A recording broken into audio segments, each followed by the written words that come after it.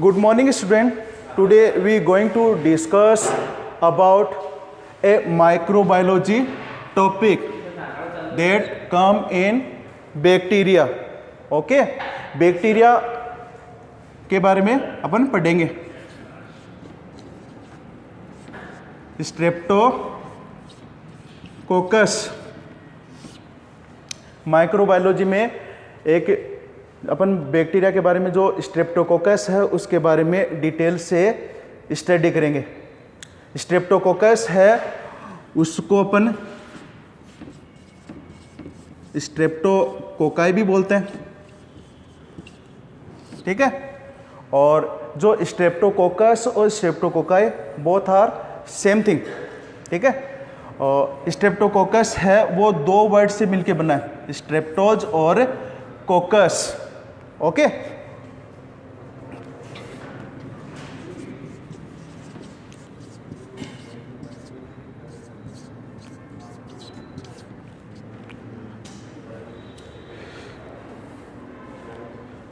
स्ट्रेप्टोज का मतलब होता है ट्विस्टेड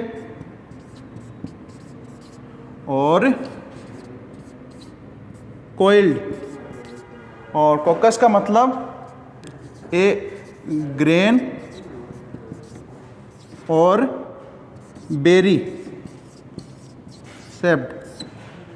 स्ट्रेप्टोकोकस दो वर्ड से मिलकर बना है, स्ट्रेप्टोज जिसका मतलब होता है ट्विस्टेड और कोइल्ड, और कोकस का मीन्स होता है एक ग्रेन और बेरी.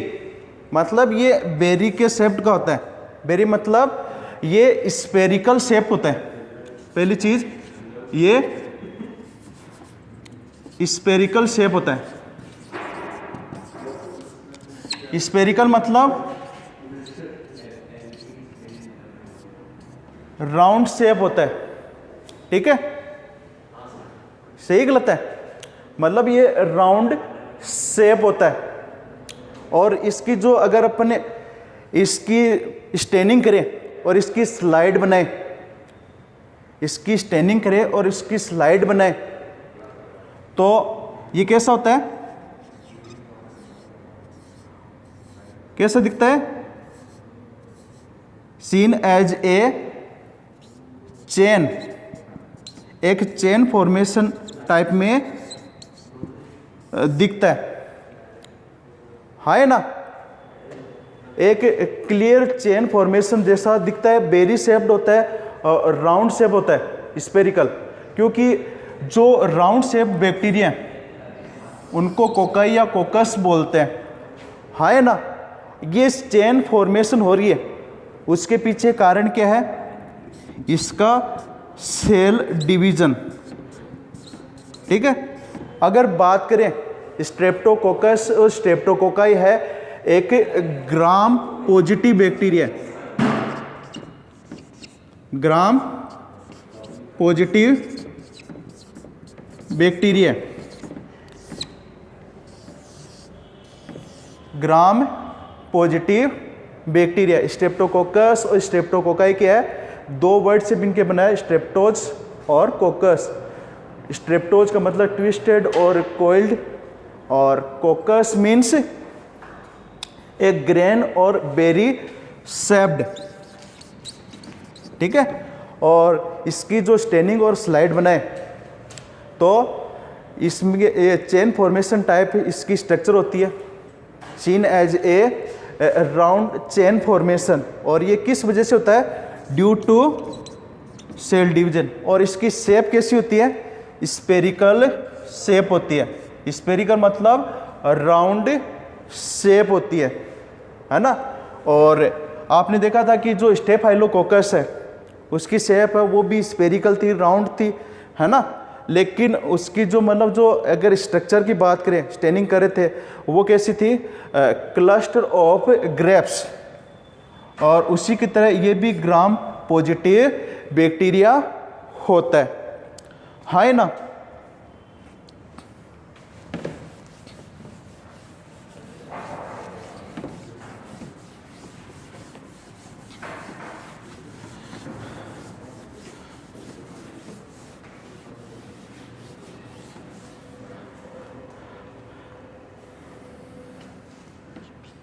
अब बात करते हैं जो स्ट्रेप्टोकोकस है।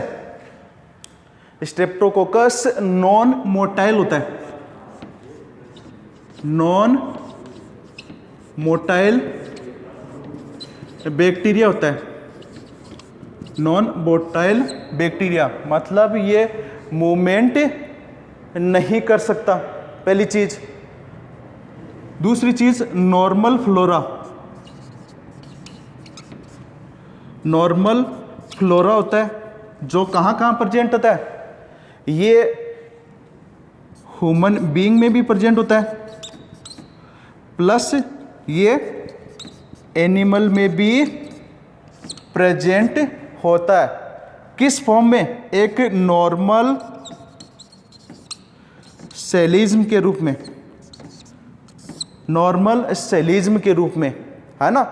और ये ह्यूमन बीइंग है और एनिमल में नॉर्मल सेलिज्म के रूप में प्रेजेंट होता है और कोई भी नुकसान नहीं पहुंचाता है, उस पार्ट, उस ऑर्गन, उस एरिया को कोई भी नुकसान नहीं पहुंचाता। जैसे मान लो कि ये माउथ में भी प्रेजेंट होता है, ठीक है ना, किसी भी ह्यूमन बीइंग के माउथ में भी प्रेजेंट होता है, थ्रोट में भी प्रेजेंट है ना, गले में भी प्रेजेंट है।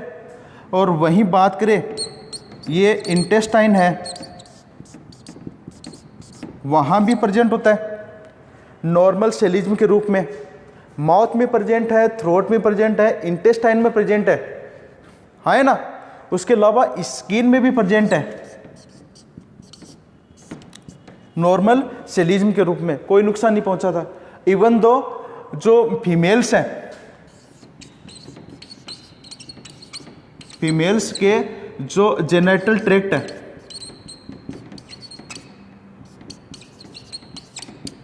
फीमेल के जो जेनिटल ट्रैक्ट है वहाँ भी नॉर्मल सेलिज्म के रूप में प्रेजेंट होता है और कोई भी नुकसान नहीं पहुंचाता। ऐसा नहीं है कि इसकी हर स्पेसीज, हर प्रजाति है वो नॉन हार्मोनियस होती है या कोई भी नुकसान नहीं पहुंचाती। इसकी कुछ पायोजिनस प्रजाति भी है, जैसे स्ट्रेप्टोकोकाई न्यूमोनी है ना, पेप्टोस्ट्रेप्टोकोकाई है, वो क्या करती है, ह्यूमन में इन्फेक्शन कॉज करती है और वेरियस है वो साइन सिम्टम्स है वो प्रोड्यूस करती है। जैसे स्ट्रेप्टोकोकस की कुछ पायोजिनस प्रजाति है,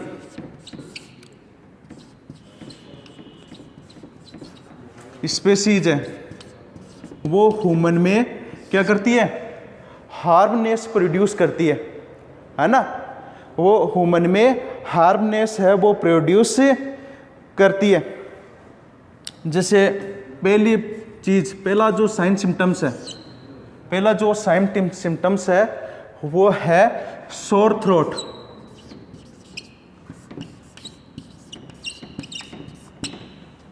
सोर थ्रोट मतलब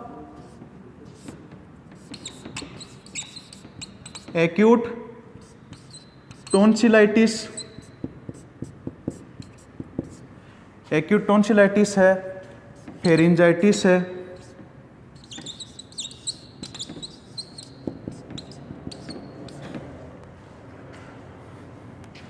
उसके अलावा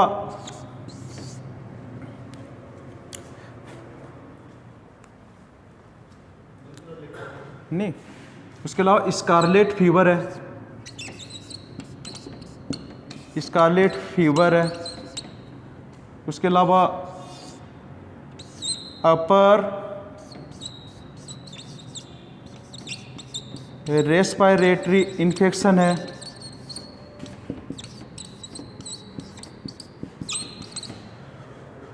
उसके अलावा यूटीआई है, यूरिनरी ट्रैक्ट इन्फेक्शन, उसके अलावा रूमेटिक फीवर है,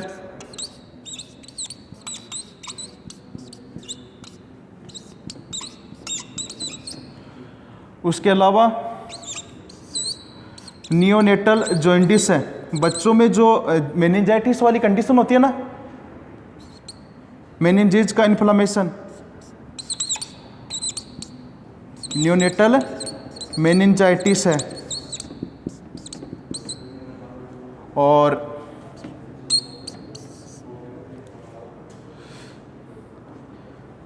सेप्टिसीमिया,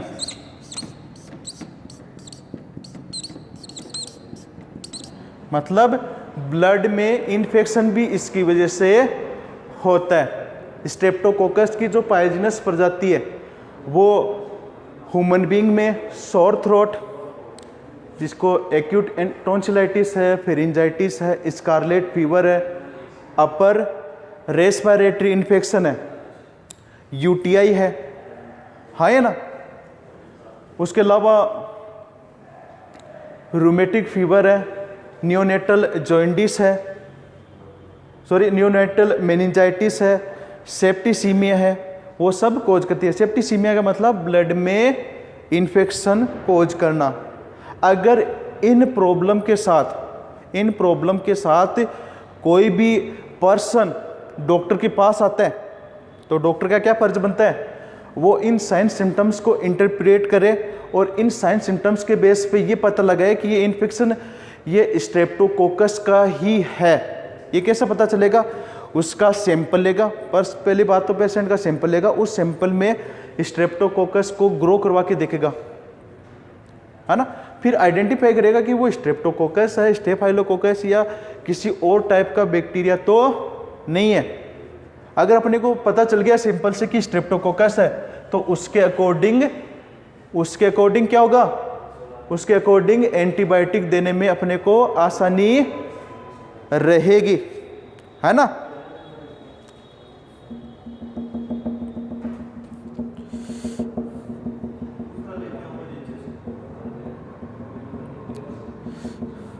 अब इसके सैंपल कौन कौन से लेते हैं अपन, सैंपल कौन कौन से लेते हैं। अगर नियोनेटल मेनिंजाइटिस वाली कंडीशन है, तो सीएसएफ का सैंपल लेते हैं, ठीक है। सेप्टिसीमिया है तो ब्लड का सैंपल लेते हैं, ठीक है। सीएसएफ का सैंपल ले सकते हैं, ब्लड का सैंपल ले सकते हैं, सही गलत है। अगर सोर थ्रोट है तो क्या लेंगे, सोर थ्रोट है तो थ्रोट स्वाब भी ले सकते हैं, थ्रोट स्वाब भी ले सकते हैं, हाँ है ना, सही है गलत है। अगर यूटीआई है, यूरिनरी ट्रैक्ट इन्फेक्शन है, तो वहां यूरिन का सैंपल भी ले सकते हैं, हाँ है ना। तो अपन बात करें थे कि जो सैंपल्स की बात करें,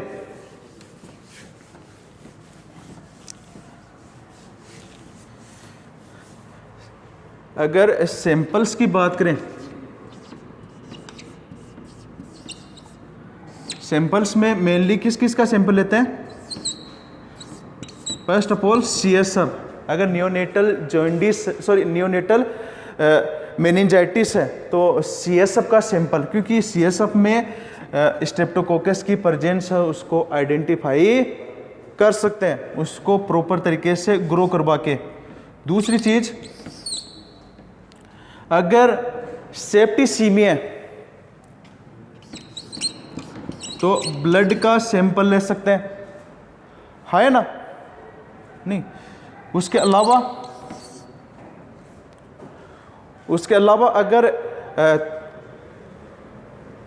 थ्रोट पेन है या टॉन्सिलाइटिस है या कहें फेरिंजाइटिस है तो थ्रोट स्वाब भी ले सकते हैं, थ्रोट स्वाब भी ले सकते हैं, है ना। उसके अलावा जैसे मान लो कि यूटीआई, यूरिनरी ट्रैक्ट इन्फेक्शन है, तो वहाँ यूरिन का सैंपल भी ले सकते हैं, यूरिन का सैंपल भी ले सकते हैं, हाँ या ना।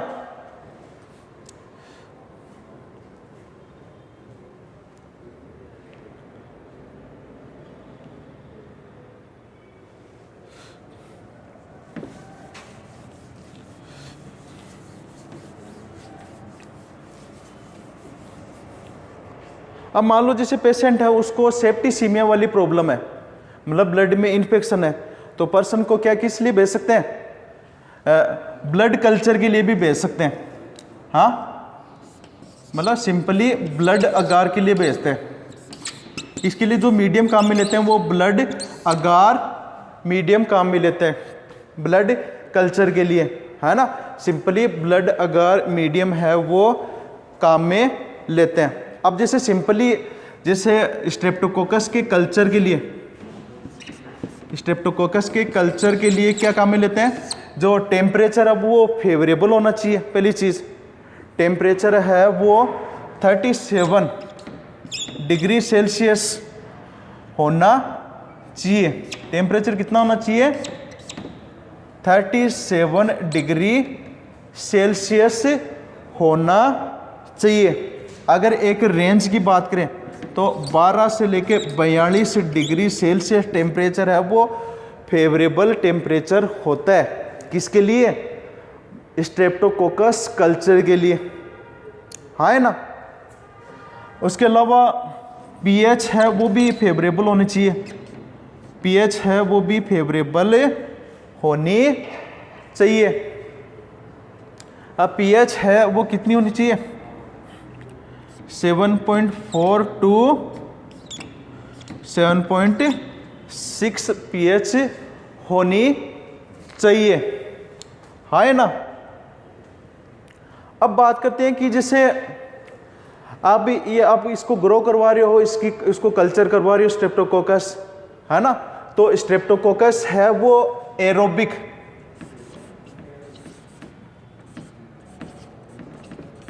एरोबिक होता है पहली चीज, है ना। और दूसरा फैकल्टेटिव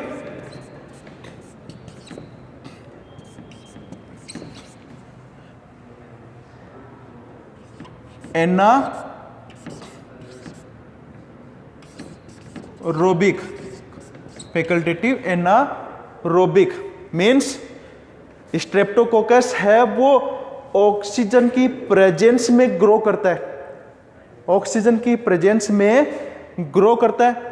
और ऐसा नहीं है कि ऑक्सीजन ना हो तो ग्रो नहीं करेगा, और कई बार ऑक्सीजन की एब्सेंस में भी ग्रो कर सकता है।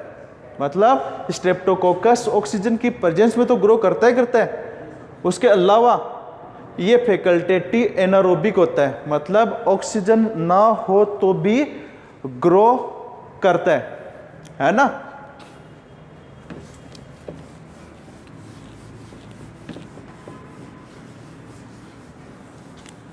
उसके अलावा स्ट्रेप्टोकोकस की एक प्रजाति और होती है जो कैसी होती है, वो ऑब्लिगेट एनारोबिक होती है, ऑब्लिगेट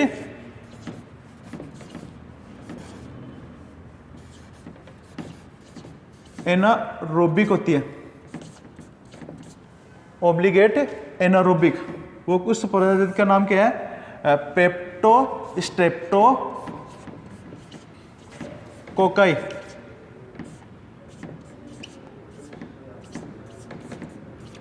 मतलब पेप्टो स्ट्रेप्टोकोकाई कौन सी स्पेसीज है, स्ट्रेप्टोकोकस की स्पेसीज है, वो ऑब्लिगेट एनारोबिक होती है। मतलब ये हमेशा ऑक्सीजन की एब्सेंस में ही ग्रो करते हैं। मतलब अगर इनके यहाँ जहाँ ऑक्सीजन प्रेजेंस हो वहाँ ये ग्रो नहीं कर सकते, ये हमेशा ऑक्सीजन की एब्सेंस में ही ग्रो करते हैं। अगर ऑक्सीजन प्रेजेंट हो तो ये ग्रोथ नहीं दिखाएंगे। और उसके अलावा मैंने कहा था कि स्ट्रेप्टोकोकस के लिए जो फेवरेबल टेम्परेचर वो 37 डिग्री सेल्सियस, और एक रेंज की बात करें तो 12 से 42 डिग्री सेल्सियस, और पीएच है वो 7.4 टू 7.6 जो एक फेवरेबल रेंज होती है, हाँ या ना। और अगर इसको ग्रो करवाते हैं तो इसकी जो कॉलोनीज हैं उसकी साइज की बात करें तो ये साइज कितनी होती है, 0.5 टू 1.0 mm हाँ है ना, उस कॉलोनी की साइज कितनी होती है 0.5 to 1 mm ये साइज होती है। और ये बैक्टीरिया क्या होता कैसा होता है, बैक्टीरिया कैसा होता है नॉन मोटाइल होता है। और एक नॉर्मल फ्लोरा है और नॉन स्पोरिंग होता है, मतलब कोई भी स्पोर प्रोड्यूस नहीं करता है, हाँ है ना।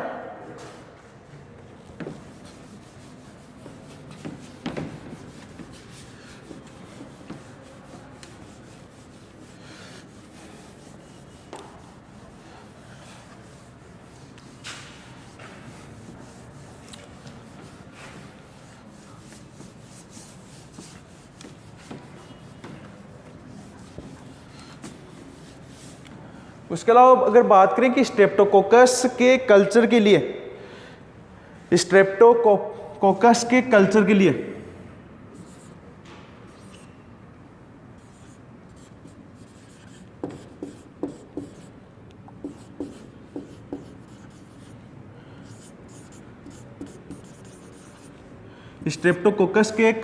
लिए सिंपली क्या काम में लेते हैं, ब्लड अगार काम में लेते हैं, ब्लड अगार काम में लेते हैं। ब्लड अगार मतलब जो न्यूट्रिएंट अगार है उसमें क्या ऐड करते हैं, न्यूट्रिएंट अगार है उसमें क्या ऐड करते हैं, जो सिप का ब्लड है वो ऐड करते हैं 5 to 10%। और फिर क्या करते हैं अपन, फिर इसको ग्रो करवाते हैं, ठीक है। उसके अलावा जिसे इसको ग्रो करा रहे हैं तो 3 टाइप के हीमोलाइसिस होते हैं, 3 टाइप की स्ट्रक्चर डेवलप होती है। वो स्ट्रक्चर कौन कौन सी है, हाँ, एल्फा, बीटा और gamma haemolysis. Alpha haemolysis, beta haemolysis और गामा हीमोलाइसिस। मतलब ब्लड अगार में आपने, न्यूट्रिएंट अगार में आपने ब्लड 5 to 10% ब्लड ऐड किया, फिर जो स्ट्रक्चर बनती है ना, हीमोलाइसिस होता है। तो एल्फा, बीटा और गामा हीमोलाइसिस होता है। एक में तो पार्शियल हीमोलाइसिस होता है, पार्शियल हीमोलाइसिस मतलब रेडिश ग्रीनिश जो स्ट्रक्चर बनती है ना, जो अगार है उसमें रेडिश ग्रीनिश जो स्ट्रक्चर बनती है वो है पार्शियल हीमोलाइसिस। बीटा हीमोलाइसिस मतलब कंप्लीट हीमोलाइसिस। और जो गामा हीमोलाइसिस है उसमें जो हीमोलाइसिस है वो नहीं होता, ऐसा कोई हीमोलाइसिस नहीं होता, ठीक है। ब्लड अगार क्या है, ब्लड अगार में 3 टाइप के जो क्लासिफिकेशन है, एल्फा हीमोलाइसिस, बीटा हीमोलाइसिस और गामा हीमोलाइसिस। एक में पार्शियल हीमोलाइसिस हो रहा है, एक में कंप्लीट हीमोलाइसिस हो रहा है, एक में कोई भी हीमोलाइसिस नहीं हो रहा। उस ब्लड की साइज शेप है, उसकी स्ट्रक्चर है, उसमें कोई चेंजेज नहीं हो रहा, उसकी मॉर्फोलॉजी में कोई चेंजेज नहीं होता है, हाँ या ना। और ऐसा नहीं कि ब्लड अगार ही काम में लेते हैं, उसके अलावा सेकंड है एमसी अगार भी काम में लेते हैं, ठीक है। एमसी अगार भी काम में होता है, जैसे लैक्टोज फर्मेंटेशन के तहत जो सिंपली जो डीप कॉलोनीज है उसका फॉर्मेशन होना, ये एमसी अगार में होता है। उसके अलावा जो थर्ड है ब्रोथ कल्चर भी करवाते हैं, ब्रोथ कल्चर भी करवाते हैं। उसके अलावा सेलेक्टिव मीडिया भी काम में लेते हैं।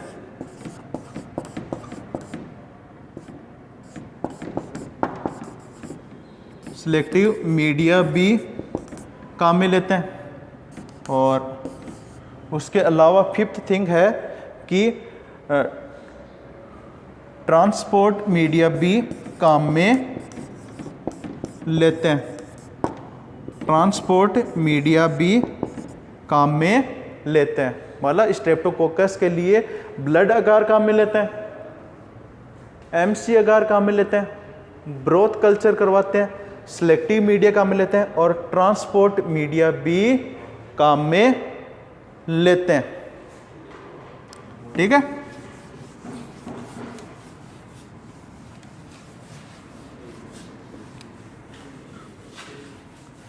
आपने ग्रोथ कल्चर वो करवा ली।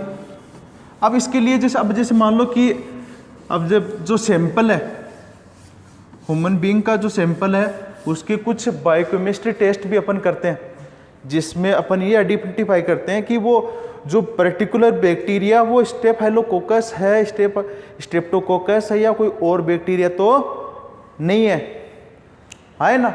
जैसे इसके लिए अपन सिंपली कुछ बायोकेमिस्ट्री टेस्ट भी करते हैं।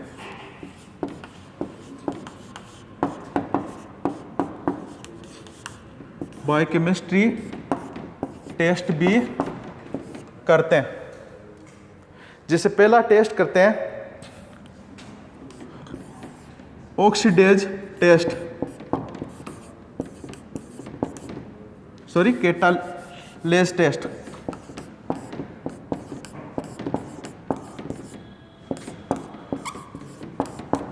कैटालेज टेस्ट करते हैं पहला। अगर ये कैटालेज टेस्ट नेगेटिव आता है, अगर ये कैटालेज टेस्ट नेगेटिव आता है तो उस पर्टिकुलर सैंपल या कल्चर में क्या प्रेजेंट है, स्ट्रेप्टोकोकाई प्रेजेंट है। अगर वो पॉजिटिव आता है, अगर वो पॉजिटिव आता है तो वो क्या है, स्टेफाइलोकोकस प्रेजेंट है। अगर पॉजिटिव आता है तो स्टेफाइलोकोकस है, नेगेटिव आता है तो स्ट्रेप्टोकोकाई है। मतलब इसमें करते क्या है, कैटालेज टेस्ट है, इसमें करते क्या है, जो बैक्टीरियल जो कॉलोनी है, बैक्टीरियल जो कॉलोनी है ना, उस पे बबल्स उसमें डालते हैं, किस H2O2 डालते हैं, हाइड्रोजन प्रोक्साइड। अगर उस बैक्टीरियल कॉलोनी में H2O2 डालने की वजह से बबल्स प्रोड्यूस हो रहे हैं, बबल्स प्रोड्यूस हो रहे हैं तो वो टेस्ट क्या है, पॉजिटिव। पॉजिटिव मतलब उसमें स्टेफाइलोकोकस प्रेजेंट है। अगर नो बबल्स, कोई भी बबल्स प्रोड्यूस नहीं हो रहा तो वो नेगेटिव है। नेगेटिव मतलब वहाँ स्ट्रेप्टोकोकाई प्रेजेंट है। तो कैटालेज टेस्ट है वो नेगेटिव आ रहा है, इसका मतलब वहाँ स्ट्रेप्टोकोकाई प्रेजेंट है, हाँ या ना।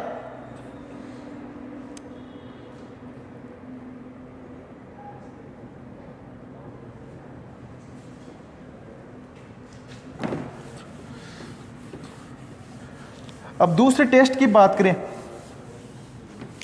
दूसरा जो बायोकेमिस्ट्री टेस्ट करते हैं अपन, दूसरा जो बायोकेमिस्ट्री टेस्ट अपन करते हैं, दूसरा जो बायोकेमिस्ट्री टेस्ट है वो होता है ऑक्सीडेज टेस्ट।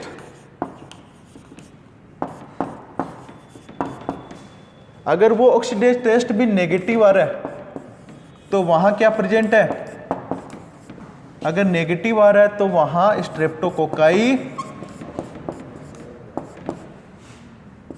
प्रेजेंट है। कैसे पता लगाएंगे, जैसे मान लो एक फिल्टर पेपर है ना, फिल्टर पेपर, वहां जो बैक्टीरियल कॉलोनी है ना, उस पे क्या डालेंगे, हाँ उस पर ऑक्सीडेज जो रिएजेंट है, ऑक्सीडेज जो रिएजेंट है वो डालेंगे, जिसकी वजह से अगर पर्पल कलर आ रहा है, अगर पर्पल कलर आ रहा है तो वो पॉजिटिव है, तो मतलब वहां तो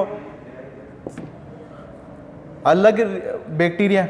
अगर वहां वो पर्पल कलर नहीं आ रहा है, no purple colour, that means वो नेगेटिव है, तो वहां वो स्ट्रेप्टोकोकाई प्रेजेंट होता है। सही गलत है?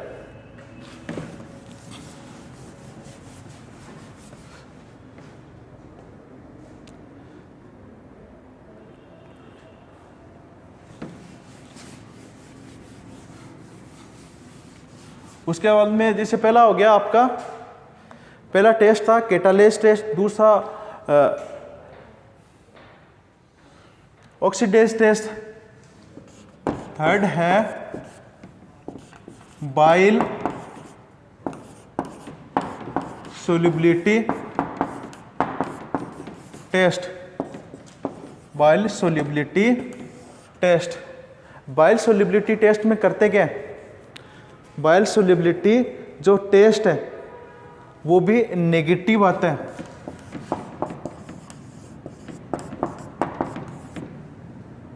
तो है।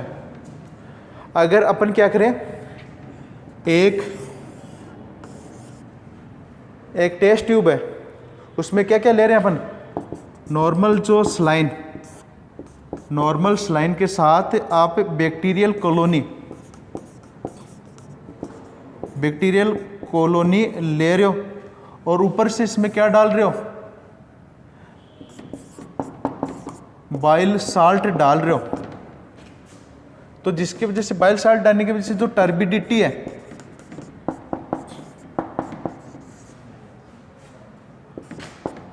अगर वो लॉस हो जाए तो पॉजिटिव है, तो मतलब स्ट्रेप्टोकोकाई प्रेजेंट नहीं है। अब वो टर्बिडिटी है वो लॉस ना हो, वो टर्बिडिटी बनी रहे, तो वो क्या है, वो नेगेटिव है, तो मतलब वहाँ स्ट्रेप्टोकोकाई प्रेजेंट होता है।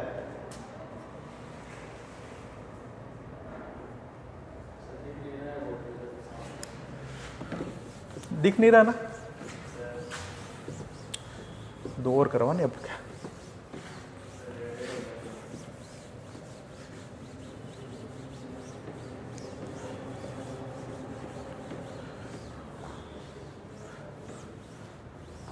उसके बाद में अगर बात करें और फोर्थ और फिफ्थ,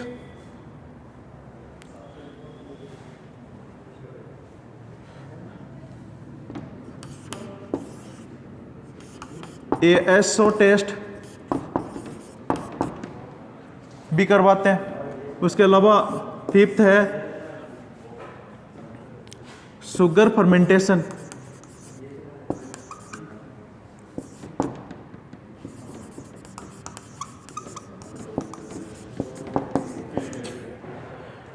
ये दोनों सीरोलॉजिकल टेस्ट होते हैं। और किस लिए करवाते हैं, ये दोनों बायोकेमिस्ट्री में सीरोलॉजिकल टेस्ट है स्ट्रेप्टोकोकाई को आइडेंटिफाई करने के लिए, मतलब ये स्ट्रेप्टोकोकाई को दूसरे बैक्टीरिया से डिफ्रेंशिएट करने के लिए। उसके अलावा सिक्स्थ है वो केम्प रिएक्शन भी करवाते हैं, केम्प रिएक्शन भी करवाते हैं। ये किस लिए करवाते हैं, किस लिए करवाते हैं, ये मतलब पर्टिकुलर कल्चर या पर्टिकुलर मीडिया है, वहाँ वो स्ट्रेप्टोकोकाई प्रेजेंट है या नहीं है, उस लिए करवाते हैं। अब ASO टेस्ट में जैसे इसको टाइटर करवा के देखते हैं, अगर वो स्कोर है वो 200 के आसपास है तो इसको सिग्निफिकेंट माना जाता है ना, और सिग्निफिकेंट माना जाता है मतलब वहाँ स्ट्रेप्टोकोकाई प्रेजेंट होता है। तो आई होप ये इन्फॉर्मेशन आपके लिए यूजफुल रही होगी। ठीक है, थैंक यू।